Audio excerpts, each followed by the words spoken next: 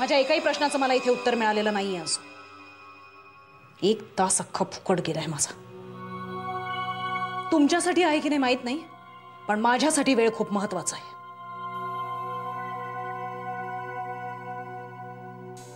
Hello hello. आमच्यासाठी सुद्धा वेळ खूप महत्वाचा आहे मॅडम, म्हणूनच योग्य वेळ येण्याची वाट बघतो आम्ही.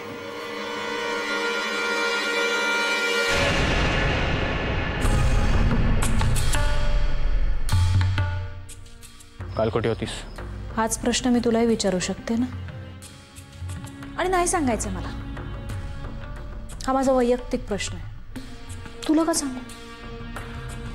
आणि तू कोण आहेस? आता तर पोलिसातही नाहीस. म्हटल्यावर तुझ्या प्रश्नांना उत्तर द्यायला मी बांधील नाही का? त्या दिवशी उगाच जाऊ दिलं तुला सुलेखा. काही प्रश्नांची उत्तर मिळायला उशीर झालेला बरा नसतो म्हणतात ना, ते अगदी बरोबर आहे. एकदा हातातून निघून गेलेली वेळ परत येत नाही असं म्हणतात. आणि आता तुझी कितीही इच्छा असली तरी ती मी परत येऊ देणार नाही. जीव मुठीत घेऊन पळताना कसं वाटलं सुलेखा? देशील? माझ्या प्रत्येक प्रश्नाचं उत्तर तू मला देशील, तुला द्यावंच लागेल.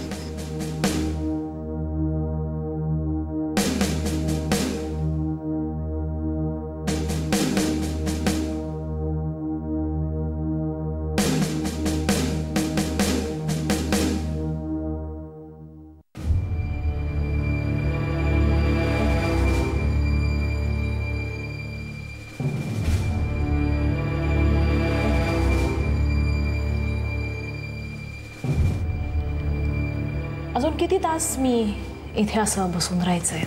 कळेल मला? नाही. का? कारण तुम्हाला चौकशीसाठी इथे आणलाय सुलेखा मॅडम. हो, मग करा ना चौकशी. हे असं गप्प बसून चौकशी होणार नाही ना इन्स्पेक्टर? करूया ना, पण प्रत्येक गोष्टीची एक पद्धत असते. प्रत्येक गोष्टीला आपला एक वेग असतो. त्या गोष्टी त्या वेगाने झाल्या की बरं असतं. संशयित समोर आहे म्हणून ताबडतोब त्याच्यावर झडप घालून त्याला अटक करण्यात मजा नाही. आधी त्याचे पळण्याचे सगळे मार्ग बंद करावे लागतात आणि मग त्याला अटक करण्यात मजा असते. म्हणजे समजा मी तुमची चौकशी केलीच नाही तर मी गुन्हा केला हे सिद्ध करता येणार नाही ना तुम्हाला? कारण चौकशीत कोणी खरं बोलतच नाही. मग मग मग आम्ही अशा गोष्टींसाठी थांबतो जेणेकरून आरोपीला गुन्हेगार सिद्ध करण्यासाठी मला बोलावं लागत नाही. म्हणजे पुरावे.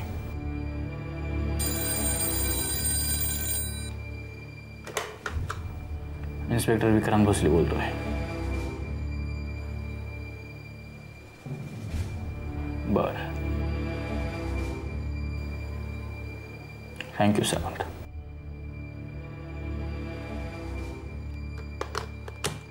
मिस सुलेखा राऊत, अभिमान सरंजाम या हत्या प्रकरणी पुराव्या आधारे मी तुम्हाला संशयित म्हणून अटक करतोय. काय? ज्या ठिकाणी अभिमानचा मृत्यू झालाय त्या ठिकाणी आम्हाला तुमचे काही पर्सनल बिलॉंगिंग्स सापडलेत.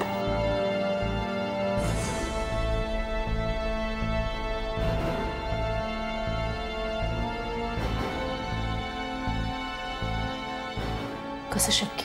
हेच तर शोधून काढायचंय. याचीच तर उत्तरं हवेत आम्हाला.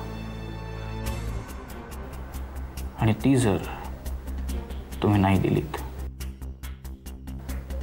तर ती तुमच्याकडनं कशी काढायची ह्याची ही पद्धत आहे आमच्याकडे. मला माझ्या वकिलाशी बोलायचंय. I am sorry. आता तुम्ही कोणाशी काय बोलायचं, किती बोलायचं हे आम्ही ठरवणार.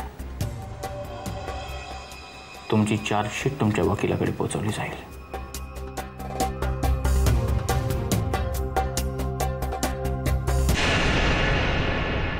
वहिनी, ए वहिनी. हा, ती बघा तिथे ठेवली. काय यादी? ही यादी? हो हो, मला बघायला सांगतेस का? बरं बरं. जरा नजरेखालनं घाला एकदा, मी नंतर सांगते. हो, हे काय? तांदूळ, तूप, हे. ए वहिनी, अगं पण ही वाणी सामानाची यादी तर आपण परवाच दिली होती ना? हे काय? अहो, कापूस, गोड तेल. वाणी सामानाची यादी नाहीये ती. बदाम. हे सगळं सामान हे सगळं सामान आपल्याला वाड्यावर घेऊन जायचंय. वाड्यावर? कारण हो, वाड्यावरती काय एवढं कशाला आहे? काय साजूक तूप, बदाम, चिस्ते, काजू, जरा मनुका? मनात वाचा ना. मी- तू नंतर सांगते मी तुम्हाला सगळं. नंतर सांगते. हा, नंतर सांगते. म्हणजे तुला माहितीये. अहो, हा, हो, म्हणून आई पण- मला सांगायचं नाहीये ना तुला? अहो, तसं काय नाही. सासूपणाचा आ म्हणू नकोस हो वहिनी. अहो, कसलं आव आणि कसलं काय, तुम्ही नेहमी गैरसमज करून घेत असता वंच. गैरसमज? उलट आत्ताच मला खरं समजायला लागलेलं आहे. वहिनी, ते बाबा बिचारे उगाचच तुमची बाजू घेत असतात. हा, पण त्यांना काय माहिती तुम्ही इथे माझ्याशी कसे वागता ते? अंधारात ठेवलंय मला तुम्ही नुसतं अंधारात. अहो, काय अंधारात ठेवलं? मी सांगणारच होते तुम्हाला. हे बघा, आपल्या वाड्याला पुढच्या महिन्यात 150 वर्ष पूर्ण होत आहेत. तेव्हा सगळ्यांनी तिथे एकत्र जमायचं असं ठरलेलं आहे. तेव्हा कुणी कुणी काय काय कामं करायची या संदर्भातली यादी आहे. कळलं? वा, म्हणजे ठरवलंत ना? हा? मी जर प्रवचन ऐकायला गेले तर तुम्ही ठरवलंत ना सगळं? हो. मला टाळायचं होतं ना वहिनी, तर एवढं लक्षात घ्यायला पाहिजे होतं की माझा जन्म त्या वाड्यावरती झालेला आहे. अहो, कशाला टाळायचं तुम्हाला? नाही कर ना, आता शब्दांची जुळवाजुळव कर आणि सांग मला काहीतरी उत्स्फूर्तपणे. हा? हो, उत्स्फूर्त थांब, काय? मी बाबांनाच फोन करते. थांब आता. वंच, मी हो. बाबांनाच सांगते ना आता. हे का आता यातलं बाबांना काही सांगायचं नाहीये. वा, छान. म्हणजे त्यांनाच सांगायचं नाहीये काही? हा, म्हणजे ज्यांची हयात अख्खी वाड्यावरती गेली त्यांनाच सांगायचं नाहीये, त्यांनाच बाजूला करताय. वा, छान छान आहे, छान आहे वहिनी. अहो, तसं नाही. मी काय म्हणते तुम्हाला कळत नाहीये का? अरे वा, म्हणजे मलाच कळत नाहीये परत. जे काय कळतं ते सगळं तुम्हालाच कळतं ना? हा, जे काय कळतं ते तुम्हालाच कळतं, मला काहीच कळत नाहीये. नाही, बाबा म्हणत होते तेच बरोबर आहे. बाबा मला म्हणत होते की कुसुम तू वाड्यावरती ये राहायला. मी सुद्धा जाणार आहे ते वसईला राहायला. मग तुम्ही ठरवा काय ठरवायचंय ते. म्हणजे तुम्हाला काही प्रॉब्लेमच नाही ना? मी गेले की करा काय ठरवायचं. बाबांना सांगायचं नाही म्हणजे आता एवढ्याच सांगायचं नाही. त्यांना आपण सगळ्यांनी मिळून सरप्राईज द्यायचं असं ठरलंय का? कळलं? तरी मला सगळे म्हणत होते तुम्हाला सांगू नको एवढ्यात, पण मीच काय मला सांगू नको? हा, मला सांगू नको म्हणाले? हा, मग तू मला कशाला आता कशाला सांगितलंस? मला कशाला सांगितलंस? मला वेडी आहे ना मी म्हणून. हो ना? हा, मग आता त्या यादीमध्ये बघ मी काय करते. मला सुद्धा एक वेगळी यादी करायची. मी सुद्धा एक वेगळी यादी करणार आहे. मला सांगत नाहीत ना? थांब आता तू. हे काय हळद कुंकू विटाक अमुक गुरुजी. अगं वहिनी, गुरुजी गुरुजी कशाला लिहिलंयस? गुरुजी आहेत की वसईमध्ये? गुरुजी काय लिहून ठेवलंयस? गहू तांदूळ. अगं वहिनी, तांदूळ काय वहिनी अगं तांदूळ काय लिहिलंयस? तांदूळ पोतीच्या पोती असतात तिकडे वाड्यावरती. तांदूळ काय लिहून ठेवलेस तू? बोल प्रिया. किती वेळ? का उचलत नाही आहात तुम्ही फोन? मी केव्हापासून प्रयत्न करते. तुम्ही फोन उचलला नाहीत की मला भीती वाटते. कसली? मी पुन्हा कुठेतरी गायब होण्याची? सगळं काही मनासारखं घडायला लागलं की टेन्शन येतं. कसला? आत्तापर्यंत असंच घडलंय ना आयुष्यात. जेव्हा काही मनासारखं चांगलं घडतं तेव्हा तेव्हा त्याला दृष्ट लागतेच. अनेकदा सुख हातातनं निसटलंय. खूप काही गमावलंय मी. पण आता नाही सहन होणार. प्रिया, इतका का विचार करतेस? मनाविरुद्ध गोष्टी घडायला लागल्या की दुसरं काय असतं हातात? तुम्हाला आठवतंय तुमचं बाबांशी भांडण झालं होतं? स्पष्टपणे आठवत आहे. त्यावेळेचा तो गैरसमज, राग, मनातली तेढ अजूनही तशीच आहे. कधी जाईल ती त्यांच्या मनातून? जाईल, यावेळी नक्की जाईल. म्हणजे? निखिल, बालशास्त्री आणि शिप्रा यांच्या केसेस अजून बंद झालेल्या नाही आहेत प्रिया. आणि जोपर्यंत आरोपी समोर येत नाही तोपर्यंत त्या बंदही होणार नाहीत. म्हणजे संशयित गजाआड झालाय. कोण? Sulekha is under arrest. कोणी केलं हे? पोलिसांनी. आणि तुम्हाला कोणी सांगितलं? मला इन्स्पेक्टर विक्रांत भोसलेंनी. येस प्रिया, लवकरच भेटूया चौकशीसाठी. Bye and take care.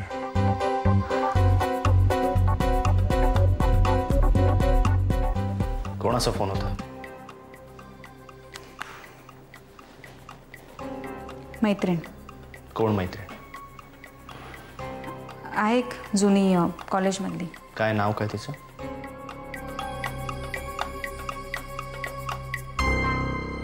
एवढे प्रश्न तुला कुसुमात्याने तरी विचारले होते का? स्वप्नीलला फोन केला असं सांगून तू सुलेखाशी बोलत होतास तेव्हा? मुन्ना, बोलत होतास की नाही? हे बघ मुन्ना, दादा मी तुझ्याशी शांतपणे बोलते, त्यामुळे तू सुद्धा माझ्याशी शांतपणे बोलावंस अशी माझी अपेक्षा आहे.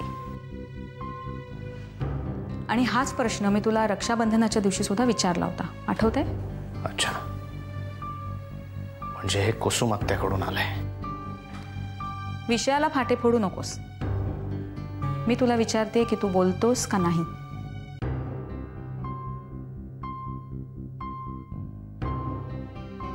एवढा विचार कसला करतोयस? हो म्हणू का नाही म्हणू याचा? का हो म्हटल्यानंतर काय होईल, नाही म्हटल्यानंतर काय होईल याचा? दादा, आज तरी मला तुझ्याकडनं खरेपणाची अपेक्षा आहे. हो, आम्ही आहोत कॉन्टॅक्टमध्ये. रादर खूप वेळा ती मला फोन करते. आणि तू करत नाहीस? करतो. का? महत्वाचं असेल तर. महत्वाचं म्हणजे?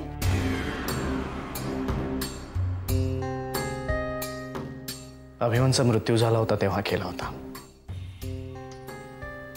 आहे ना हे महत्वाचं काम? आणि मी फोन केला, गुन्हा नाहीये ना? आणि मी असं कुठलंही काम करत नाही की ज्यामुळे आपल्या घरातल्यांना मान खाली घालावी लागेल. काय मग मी कोणाशीही बोलत असेन तर मी तशीच वागत असेन अशा पद्धतीने मला प्रश्न का विचारण्यात येतात? कारण आधी आमचा फक्त संशय होता की तुझा विक्रांत भोसलेशी कॉन्टॅक्ट आहे, पण आता तू सिद्ध केलेस. हो, आहोत आम्ही कॉन्टॅक्टमध्ये. मग गुन्हा नाहीये ना? एखाद्या संशयित गुन्हेगाराला पोलिसांच्या कस्टडीमधनं सोडवून त्याला पळवून लावणं हा गुन्हा नाहीये? आणि सुलेखा विरुद्ध काय पुरावे आहेत? आणि ती गुन्हेगार म्हणून सिद्ध झालेली नाही अजून. का फक्त तिच्या विरुद्ध पुरावे नाही आहेत म्हणून? पुराव्यांशिवाय काही सिद्ध होत नाही मुन्ना. म्हणजे पुरावे जर मिळाले आणि तिला अटक झाली तर तू मान्य करशील? तिला का होईल अटक? तिलाच विचार. म्हणजे सुलेखा पोलीस स्टेशनमध्ये आहे दादा. तिला अरेस्ट केले.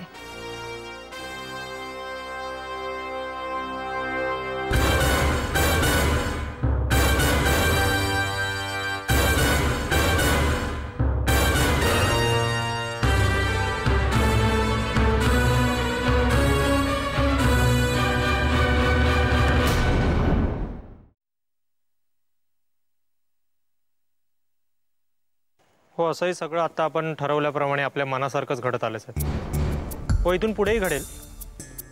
हो, तुम्ही निश्चिंत राहा साहेब, मी बघतो काय करायचं ते. Good night sir.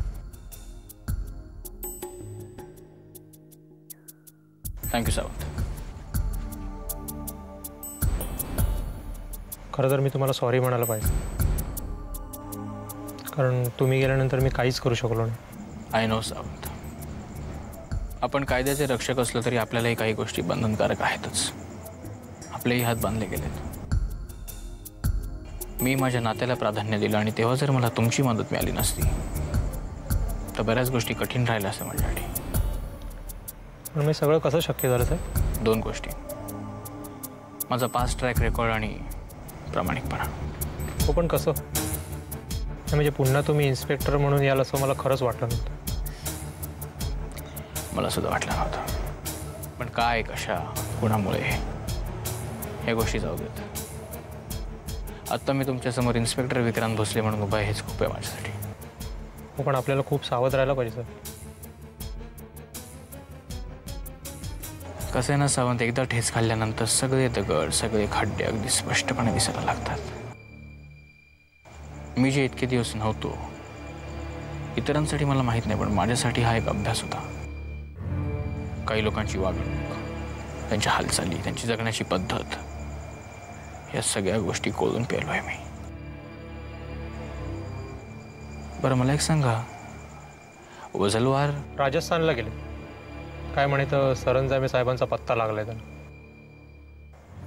हो आता 4 दिवस नाही आहेत तिकडे. तिथे जाऊन सुद्धा काही उपयोग नाही. एनिवे, ज्या चुका आधी घडल्या त्या गोष्टी मला पुन्हा रिपीट करायच्या नाही आहेत सावंत.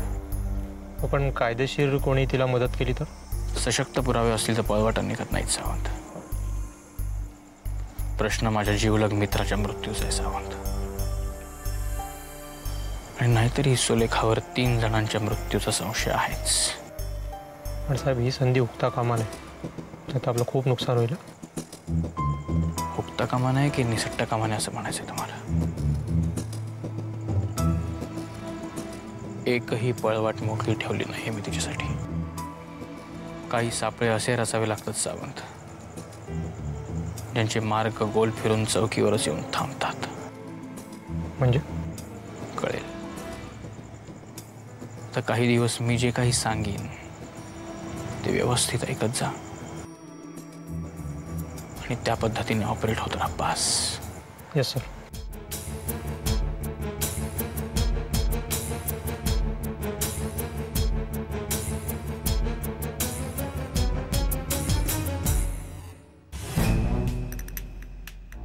हुशार होती मुलगी. रूममध्ये एकही पुरावा सोडलेला नाहीये. पण मग आता शोधणार कसं तिला? तिला कोणीच बघितलेलं नाही, पण तिचा बॉयफ्रेंड आहे ना, त्याला बऱ्याच जणांनी बघितलंय. बाहेरची कामं सगळी तोच करायचा, त्याचीच जबाबदारी होती ना ती. त्यामुळेच बऱ्याच जणांच्या लक्षात राहिलाय तो. मग ज्यांनी ज्यांनी त्याला पाहिलं ना, त्यांच्या वर्णनावरून त्याचं स्केच बनवण्याचं काम सुरू आहे. एकदा ते काम पूर्ण झालं की मग त्याला शोधायला फारसा वेळ नाही लागणार.